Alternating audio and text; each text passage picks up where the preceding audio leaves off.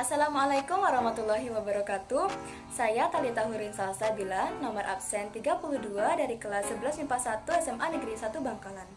Sekarang saya akan melakukan percobaan guna memenuhi penilaian KD 3.6, KD 3.7 Kimia. Nah, sebelum saya melakukan percobaan, saya akan memberikan sedikit penjelasan tentang latar belakang dan teori-teorinya terlebih dahulu. Yang pertama adalah pengertian laju reaksi.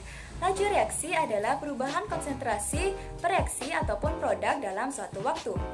Waktu yang digunakan dapat berupa detik, menit, jam, hari, bulan, maupun tahun, tergantung pada lamanya reaksi berlangsung.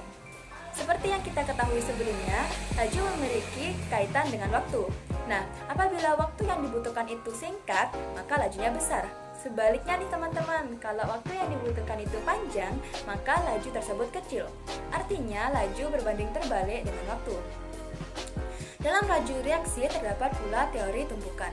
Teori tumbukan menyatakan bahwa tidak semua tumbukan menghasilkan reaksi, hanya yang efektif, yaitu apabila partikel-partikel yang bertumbukan memiliki energi kinetik yang cukup.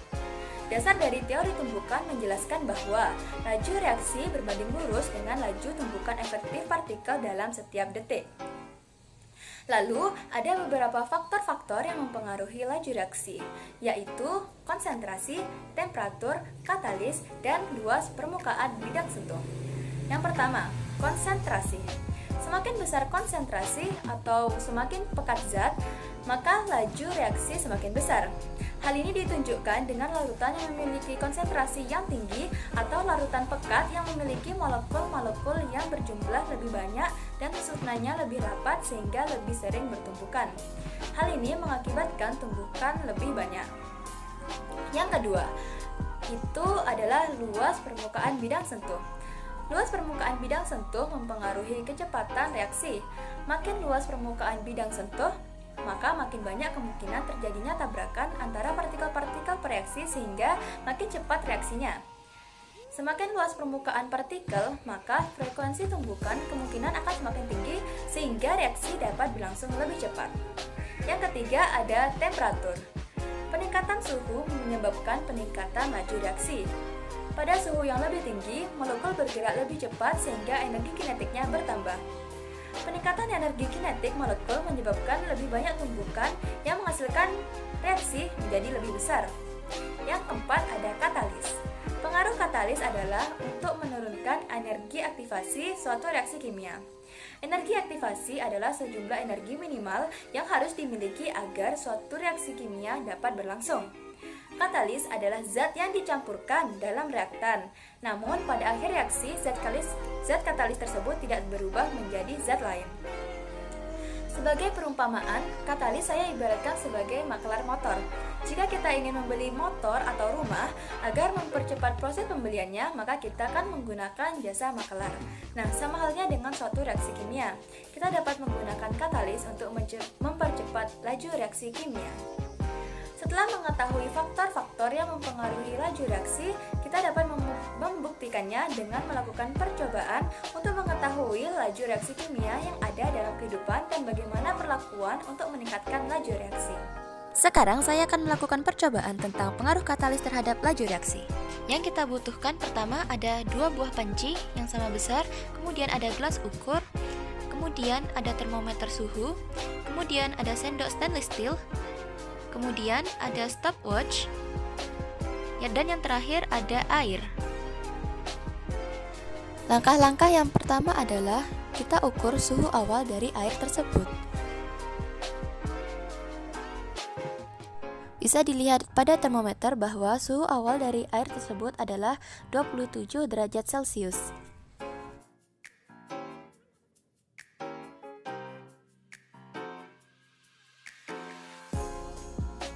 Lalu masukkan air pada gelas ukur sampai 500 ml.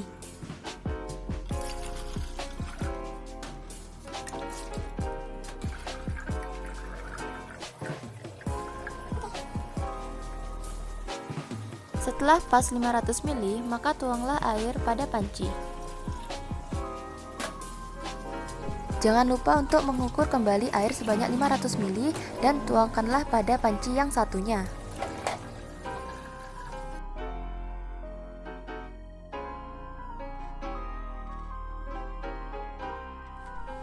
Kemudian, nyalakanlah kompor dengan api yang sama besar.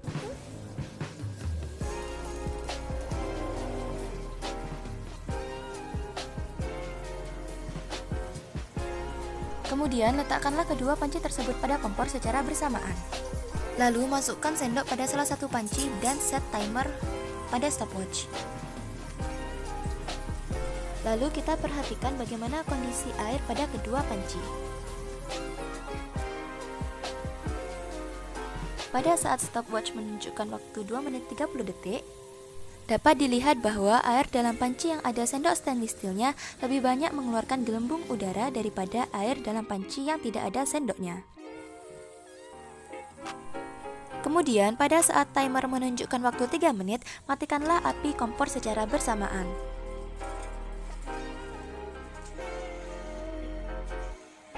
Lalu, ukurlah suhu pada air dalam kedua panci tersebut. Suhu akhir air yang ada dalam panci yang ada sendok stainless steelnya adalah 83 derajat Celcius.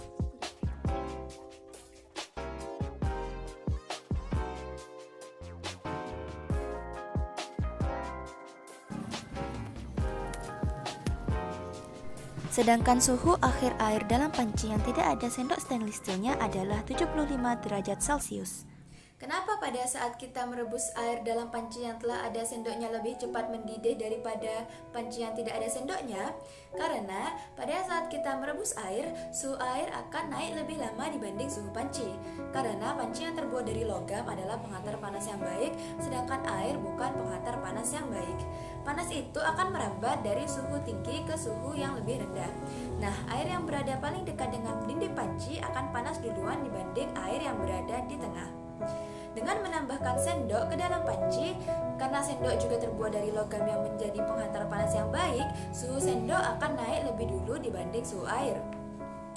Nah, sendok ini berperan sebagai katalis yang akan membantu mempercepat laju reaksi dengan menyebarkan panas ke dalam air yang berada di tengah panci. Dengan begitu, suhu air dalam panci pun akan lebih cepat naik yang mengakibatkan air yang sedang kita rebus menjadi lebih cepat mendidih. Kesimpulannya, sendok logam yang berperan sebagai katalis dapat mempercepat laju reaksi dalam pendistribusian panas pada panci yang dipakai untuk merebus air. Sekian percobaan dari saya. Bila ada kesalahan mohon dimaafkan. Wassalamualaikum warahmatullahi wabarakatuh.